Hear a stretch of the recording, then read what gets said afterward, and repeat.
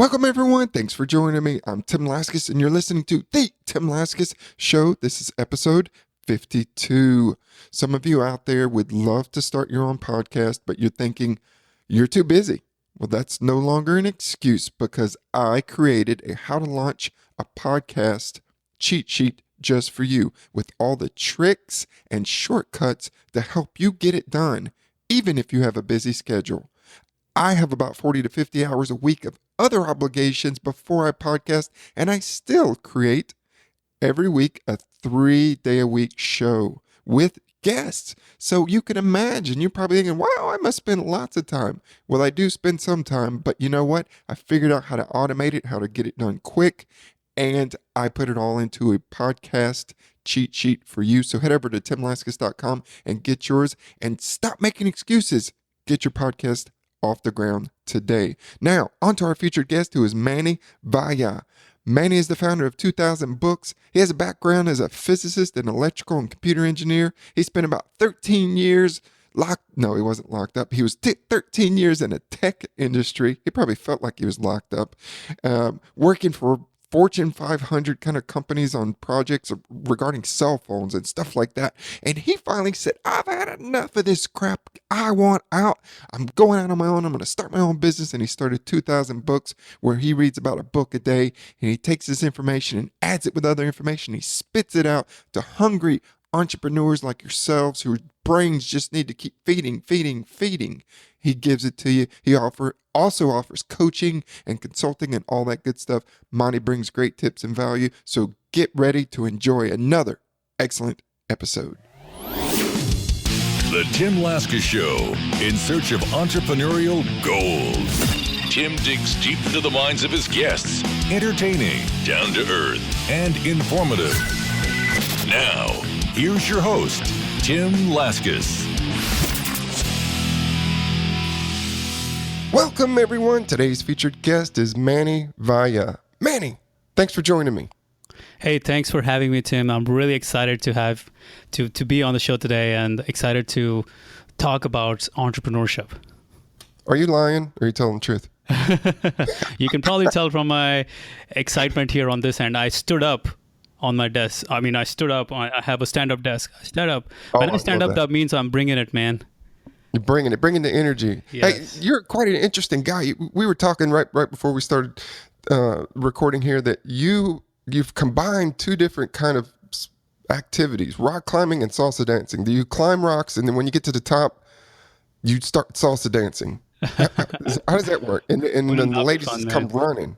Does that work for you? I wish the ladies would come running like that. No, man, none of that movie stuff happens in real life for sure. But I love to rock climb. Here's the thing. I like to explore all these different kinds of hobbies and things like that because they give me ideas about how to live a good life, how to live a great life. Like I learned something new about entrepreneurship when I'm climbing. I learned something new about business when I'm out sailing, or even when I'm out salsa dancing. Like when I'm talking, when I'm having conversations, there's always something going on that teaches me about business that I won't get if I'm just sitting in front of my computer all the time. I like that. So it all relates back. So your mind, the wheels in your brain are just continually to turn, and then it just something happens while you're shaking your hips, and you're like, oh, I just had an idea, or the sailboat kind of heels over, and you're like, man, my head almost got dunked into the ocean, and then you have that aha moment. Is that kind of how it works? I mean, check this out. Okay, let me give you an example. Maybe there are sailors out there who are listening to the show today. So for those of you who have never sailed before, if I ask you the question, in what direction will the boat move the fastest? For someone who has never sailed before, they will say, well, when the wind is right behind you, that's when you will sail the fastest. But that's not the case. You sail the fastest when the wind is almost coming at you, maybe at a 10-degree angle. So it's almost like you're facing the wind, and that's when the boat is moving the fastest. That's the laws of physics. Bernoulli's principle says that. But that's the way in life too. When you are faced with adversity, when you're faced with challenges, that's how business is. When you have all these obstacles in front of you, that's when you're going the fastest, man. Not when everything is behind you and everything is chugging along. That's not when you're growing the fastest. That's not when you're moving the fastest.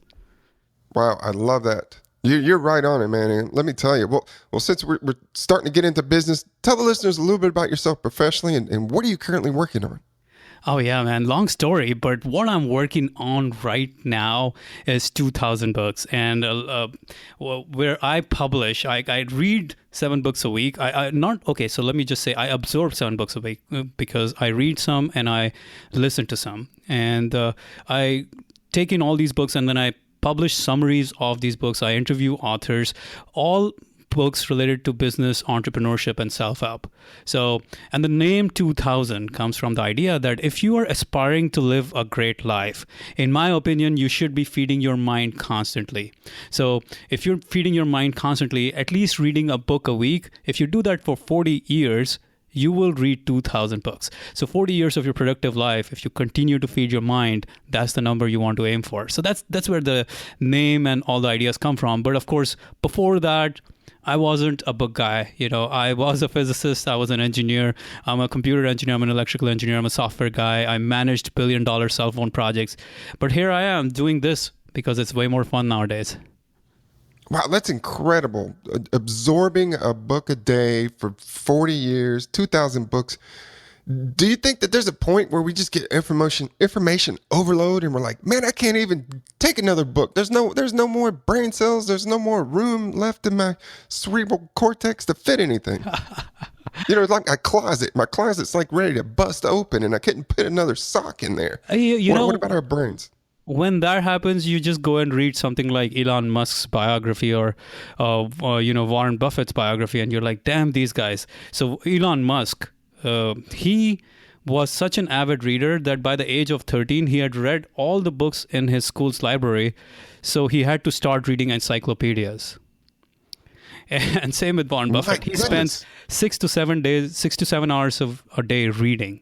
So these guys, some of the greatest leaders, some of the greatest entrepreneurs, some of the greatest business minds of the world today, they cut their teeth reading, or they still do that all the time. So it is one of the greatest ways to learn, to inspire yourself, and to just get lost in those thoughts. And by the way, Tim, if your listeners or if you don't want to read, hey, come on over to 2000 Books, because we publish all these podcast episodes with all these great author interviews, free stuff, free summaries all the time. So that's why I created this business. That is incredible. So you could be working out, running on the treadmill, and listening to something on your podcast that goes over books. You're learning, working out. You just two birds with one stone. Hell yeah, man. Life is good that way. I go hiking, I'm listening to something. I work out, I'm listening to something. I'm listening to a book. Everything kind of connects together. So that way, like, I'm thinking about business, I'm talking about business on my Facebook group or in my YouTube videos or on the podcast. I don't feel like it's a drag anymore. Like, I feel like it's fun. Like, maybe back in the job days, I used to feel like I was getting into the drag mode, but with business, it's like always on because I'm constantly doing the things that I enjoy doing. Well, you found your passion, it sounds like. And you talk about reading some of the best self-help personal development books. Did you ever read a book called Finding Your Costa Rica? Oh man, I just heard about that book from this great guy called Tim Laskis, and I don't think so. I don't think anybody's. You're lying, Manny, because nobody's read my book. And in fact, my wife was in the bathroom the other day and she's like, hey, could you give me some toilet paper? And I said, no, my book's in there. Just rip out some of the pages. Nobody's reading it anyway. So go ahead and just use that. Get some good use out of it. Oh man, no, I was actually listening to your podcast on Jumblethink, and I got to hear your story about Costa Rica and all that fun stuff that was happening around that time. So man, inspiring stuff. Hey, I appreciate it. Thank you very much. Yeah, it was a lot of fun for sure. Yeah. So, getting back to, books that you've read, maybe what's one this week that you're reading that's kind of catching your eye, that you're absorbing? Okay, so I just got done writing some summaries, or actually I do video summaries, so publishing video summaries in my membership site. But here is a book that I'm reading like today, Finding Your Zone, which is all about peak performance in sports and life. It's all about how to perform at your very best in tough situations, in high pressure situations, in challenging situations. And I know, Tim, you love that kind of stuff. Oh yeah, for sure. I think there's a lot that you could learn, from sports, and when athletes share their stories of being in a situation, that was extremely tough, maybe they were injured and they had to get through it, or it was just so mentally challenging. In addition to like military books, sometimes, people talk about, they're out in the front line in the trenches, and, stuff's going on, and how it was tough, and how they were able to overcome it. I mean, there's so much that we can learn from other people's experiences, regardless of what they were doing in life. And so it's just very, very powerful. Yes, absolutely, man. I'm sorry, go ahead. No, I was just going to echo exactly what you said. Yeah. And, it's, for you jumped into this because you know how powerful books and knowledge really is, and how it helps people. Yeah. And getting it to helping entrepreneurs, you made that leap. What are a couple of tips that you would have for some of our listeners who are entrepreneurs, maybe entrepreneurs who are kind of sitting on the sidelines, or they're just kind of newly gotten into the game? Do you have any tips for them or a resource? Yes, I mean, lots of. Okay, so let's first start with the resource. Maybe I'll give a quick shout out for a couple of books that I think every starting entrepreneur needs to read. There's no excuse for not reading those books. Okay, one of them is Think and Grow Rich. Other one is The Lean Startup. Another one is Good to Great. So these books will really these are the foundations of mindset and business. When it comes to starting a business, when it comes to in the early stage of business, you got to absorb these books. But beyond that, I mean, if I'm talking to a brand new entrepreneur, early stage entrepreneur, here's the thing, man. Let me talk to you face to face here. It's going to be hard. It's going to be challenging. It's going to be really frustrating, but you will get through it. So you got to be optimistic the right way. The problem, Tim, is that most people are optimistic the wrong way, in the sense they just believe that somehow things are going to work out. It's like the woo-woo kind of optimism. But what I'm saying when I say optimistic the right way, what people need to do is to know that they will prevail, but at the same time also know that the journey is going to be really hard and they're going to work hard at it. Because there's no great book ever written about any great person which talks about how they easily accomplished all their goals. So if that's your idea, that somehow you will easily make money, somehow you will easily do something in entrepreneurship, I suggest you go back to your job. Yeah, there's nothing easy. I mean, if you want someone to tell you when to be at work, and when to go on your break, when to go to lunch, when to leave at the end of the day, and what task you need to do, I mean, that's fine. You can be an employee, and I think there's dignity in every job and that's around, and there's nothing wrong with that. But for people who want to be an entrepreneur, a successful entrepreneur, they're going to have to make some tough decisions, and they're going to have to be able to regulate themselves. When they get up, what they do, stay up late. And if you're someone who needs someone over your shoulder telling you what to do, you're going to be in for hard times, because it's not going to work out, because it's a lot of long hours. And like you said, it's not all kind of, a lot of it is smoke and mirrors of what you see. You see the big yachts, the fancy cars, the big homes, whatever it might be. And it seems like, success just came so easy to them. They don't do anything. And, look at Tim Ferriss, 4-hour work week. He works 4 hours a week. But really, that's not the case. There's nobody working 4 hours a week that's making a lot of money. So it just doesn't work that way. Yeah. And you're going to experience troubles along the way. And that's part of life. Even if you just went and bought a lottery ticket, okay, it kind of seems on the surface that, well, that's an easy way to get money, but there's a lot of responsibility that goes with that. If you won, the $150 million, you're going to get an attorney, get an accountant, there's a lot of things that's going to go in there. And a lot of people aren't ready. And a couple of years later, they lose all the money, and then they're in debt. It's like, you won $20 million and now you're $500,000 in debt. How did that happen? Yeah. They weren't ready.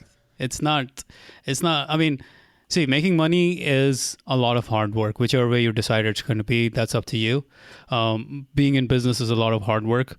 So better be passionate about the things you do, better enjoy the things you do, because it is going to be hard anyways. So lottery mindset is a terrible mindset. I would recommend anyone who's listening, if you are into the lottery mindset, and if you're into the lottery mindset, this show is not for you.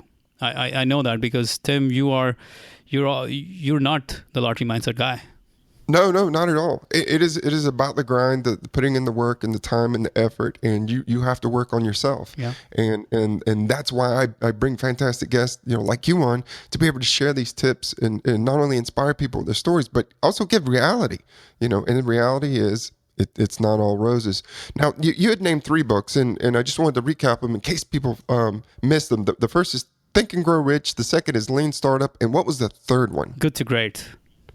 Good to Great. And I have these in the show links as well. Oh, yeah, absolutely. And I have video summaries of these on my YouTube channel, and also summaries that they can grab from my website, all available for free. So Awesome. Perfect. And we'll be giving out Manny's, all of his connections, his website and stuff at the very end. So be sure to stay on until the end, and you can get all that information.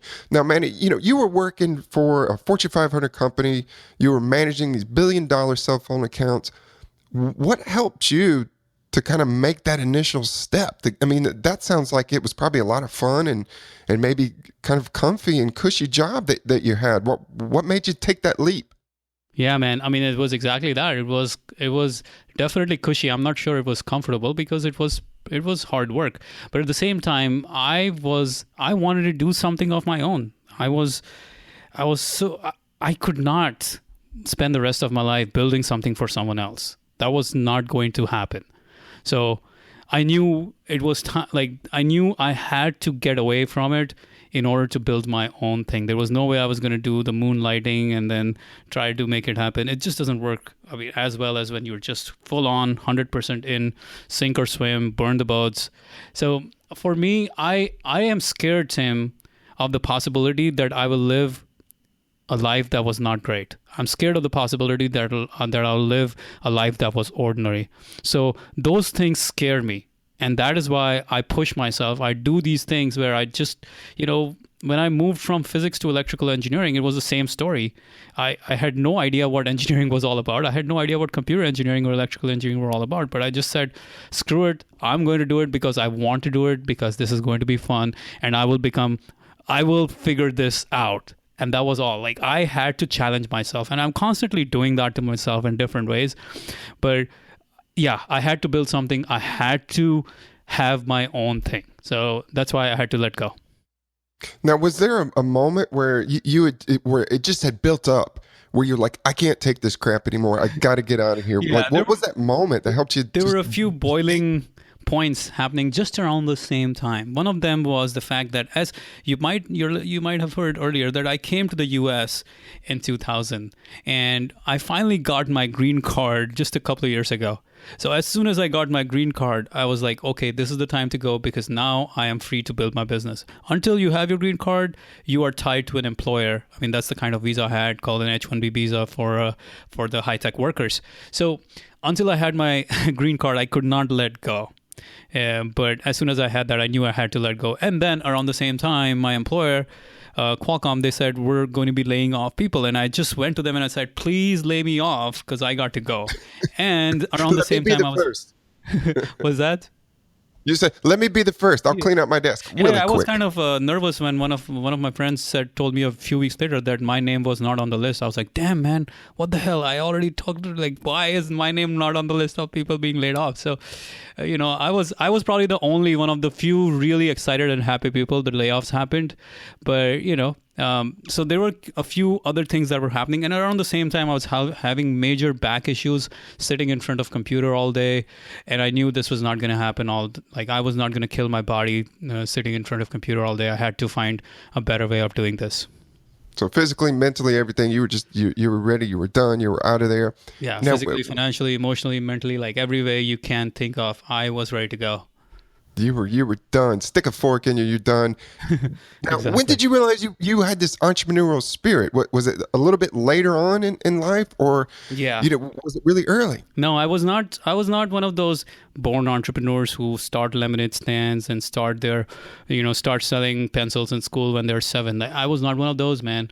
But one thing I was for sure, or one thing I have always been, is I stand for what I believe in, and I'll say what is on my mind, and I will continue to push the boundary. I'll continue to evolve. So that's been always been my theme. Like, as in, I never wanted to settle for ordinary. So when I realized that this job was going to make me ordinary, I was like, this is it, man. I need to get out of here. Jobs are going to make me ordinary no matter what kind of job I take. So that sense of pursuing greatness is what has been more of a mission than pursuing entrepreneurship in general. Like greatness in all areas of life, in whatever I do, I want to do something great with this life, not just live an ordinary life. So entrepreneurship came as a result of it, rather than just money being the driving factor there. Yeah, and I'm such a firm believer of that, because as far as I know, we only live one time, at least in this body, in this form, and how everything works around you now. This is it. Yeah. And so why not seize the day and just go after it? Now, Manny, when you were growing up, where are you from originally? I'm from India. From India. So, what was what was life like in India, especially around money and finances in your family? Oh, wow, man. It was very tight. So part of the reason I love learning and I love books and all that stuff is because it was the only ticket we had to get out of the life that we had at the time. In the sense, we had very limited resources. Like my dad and mom brought us up, me, my brother, and my sister. The five of us, we were basically I grew up in a 1-bedroom, 400 square foot apartment house, whatever you call it at that. So that was the place where I grew up. We had very little money. The only money that was there was actually being spent on our education. My mom was adamant that no matter what, us kids, we were going to get the best education possible. So all the money was spent on education, on our education. And thankfully, as a result of it, I learned to be very careful with money, to be very good with money. So I have never, I'm so blessed, Tim. I've never, ever had to ever struggle for money. And I like, as I say this, this is probably the first time I'm saying this out loud, but I'm blessed that way, because my mind doesn't work in a way where I know exactly how to deal with money. So Wow. it just works very nicely for me. For some reason, my mindset is just perfectly tuned for money. So, well, it sounds like your family really sacrificed for the children to to put so much effort, and put everything into education, and so that you and your siblings would have a much better life than I guess that they were leading, and they really, that was their role. Yeah. And so it makes sense now, why you're so interested in education and just kind of going farther and pushing yourself. Yeah. And a lot of that, I'm sure, is from your upbringing and being raised in that environment. Yeah, absolutely, man. I credit it to my mom and dad. My mom especially, because she pushed us. I mean, she was the catalyst there. She said, my kids are going to go to the best school, no matter how little money we have. That was the that was the line in cement that it was never to be crossed. So we all knew that money was very limited, so we had to do the best we could in our household. So we all had fantastic education. I mean, education is a gift that I have received all my life, and that's why I'm so passionate about learning and teaching, and trying to help build schools and all that stuff, because I feel education can turn, like, it's the biggest change agent in this world today. Well, I could imagine. Was there a lot of pressure on you and your siblings to like only bring home A's, good grades? Because it's like, oh my goodness, the family is basically sacrificing everything for my education. There's no way I can come home with a B minus. Yeah. Oh yeah, absolutely, man. I had so much pressure. I mean, I almost broke down under pressure when I was writing my college entrance exam, and that was one of the biggest failures in my life, I feel like. So pressure was really high. I mean, I always was in the top 3 in my class, always A's. My sister is a doctor, my brother is a computer scientist, so it was like there was too much pressure. Both of them are older than me, so you can imagine growing up for me, I had to like perform. Yeah. Well, speaking of pressure, and since you've made that leap as an entrepreneur, there's all of the kind of these new pressures that come up when you're no longer an employee. Can you describe a moment when you were mentally kind of under stress as an entrepreneur, and how did you cope with it? Oh wow, man, Tim. That's almost like on a weekly basis. I'm sure you can associate with the idea that this is happening so often. Um, wow, so many failures, so many setbacks, so many challenges. Let me look back Is there and one recently that kind of comes to mind where you felt like, man, I don't know if I can take more stress, more anything, that I need this to work out, or I'm going to yeah. lose my mind. Yeah. No, I feel you. So one of like recently we had a relaunch of one of our courses. It's a mental toughness program, which is like summary of 40 greatest books on mental toughness. And the first day, like or not the first day, but the fourth day of the email sequence, I realized that nobody bought the course the whole day. And that just blew my mind. I was like, oh my God, what the hell has happened? Like, I was literally, like, I was so pissed. I was so mad at what was going on. And I couldn't figure out why that was happening for a long time. And I was really mad. But at the same time, I was able to go back to bed and wake up in the morning, make some changes, which allowed us to get through the process. So I think, Like, do you have anything? Is there anything that you do to like help you calm down? Like when you get into those situations, yeah, like do you try to think about it more positively? yeah. Like, do you just go out and like take a walk? Is there anything that you do that helps you cope at that moment? Yeah, absolutely. There are a few things, and I think as I was telling you earlier, one of the biggest failures in my life happened when I was just about to enter college, and I didn't do very well at the exam, and that failure triggered me to actually go into a deeper search, and that's when I found meditation 20 years ago. I found meditation, and I've been doing that since then, and now I'm much more regular than when I was back then. So meditation has probably been the biggest thing. What it is, the beautiful thing about meditation, Tim, is that you don't necessarily have to be meditating when you are under duress, when you are under major stress. But what meditation does is it creates space between the challenge, between that negative thinking, that amygdala hijack, and your prefrontal cortex. Your cognitive part of your brain can actually think clearly, even with all the madness that's going on around you. It creates a level of metacognition, so you can see yourself getting mad, getting angry, getting frustrated, and then I always ask myself, am I a candle or am I a forest fire in this situation? So a candle will get extinguished by a strong wind, but a forest fire will light up, will go burn even stronger when there's a strong wind. Powerful. I love that. And yeah, I've never really practiced meditation, and it's something that's kind of on my list of things to do. And I guess I do it in my own form, but not in the truest sense. But yeah, for real. And to be able to have that analogy is, a forest fire is going to burn bright and is going to stay lit, and it's going to help guide you. And I love that. It's very, very powerful. And Manny, what would you say has been your most fulfilling moment since you made that leap, started 2000 books? What's a moment where you look back and you go, wow, yes, this is why I did it? Oh yeah, man. I mean, the most fulfilling moments are usually are like, there's so many of them when I get emails from people saying, "Hey, I listen to your podcast. I watch your videos. They changed my life. I watch them every day. I listen to them every day." One of them was my friend. She told me about how the teachings, like the stuff I had put in the videos, in the summaries, had helped her get a job because she could now be much tougher mentally. Before that, she was so scared, she was nervous, she was anxious, but learning these techniques, she was able to get a job. And for me, that was like, wow, we're helping, I'm helping change people's lives all the time.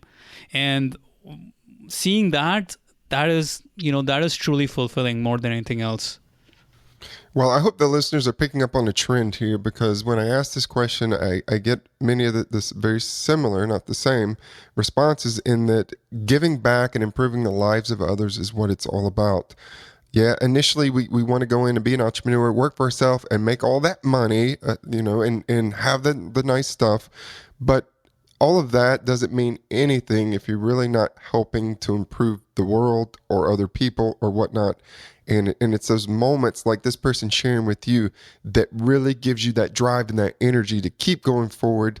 And it helps, just it solidifies that, yes, this is why I'm here doing what I'm doing. Yes, it absolutely does. The entrepreneurship is a very difficult journey. And if you're solely in it for the money, if you're solely in it for just the fame or the privilege, it's not going to burn. It's not going to happen, in the sense you will not find yourself going to the next level. You will not find yourself pushing your boundaries, because it's very dry. That idea is very dry. But when you can be driven by helping people, when you know you're affecting people's lives, when you know you're changing people's lives, when you know your work is absolutely helping people out there on, my YouTube videos are watched in over 100 countries, right? So I know I'm reaching to Africa, I'm reaching in Australia, I'm reaching in Asia, I'm reaching everywhere in the world, just through the power of what I'm doing. And it's so exciting to know that people's lives are changing every day as a result of what we do. So if people who are listening right now, make sure you have clear motivations. I mean, money is not a bad motivator, by the way. I'm all for making sure that you make money, but at the same time, make sure you have something more than that, something that drives you beyond just the money, because the money part will fade away. There will be more. There has to be more for you to enjoy the journey. For sure. I couldn't have said it better, Manny. And now that we've come to the end of the show, unfortunately, Manny, but you have been fantastic. You've brought great value and wonderful tips and resources with these books. But before we go, tell the listeners where they can find you online and where they can listen to your podcast. Yes, absolutely. So for anyone who's interested in books, or even if you're not interested, but you should be learning from books, well, I invite you to check out our podcast. Just search for the number 2000 books, 2000 books, 2000 books. That's all. You'll find it in your podcast app, and you will find that we interview some of the top authors, business authors, self-help authors. I summarize a lot of these books. Some of these episodes are a few minutes long, which is just like one idea, quick idea. And some of these are like 30 to 45 minutes where I get into details of the books. All of this is free just for your enjoyment, guys. So enjoy. Perfect. Are you on Facebook, Instagram, or any other place they can find you?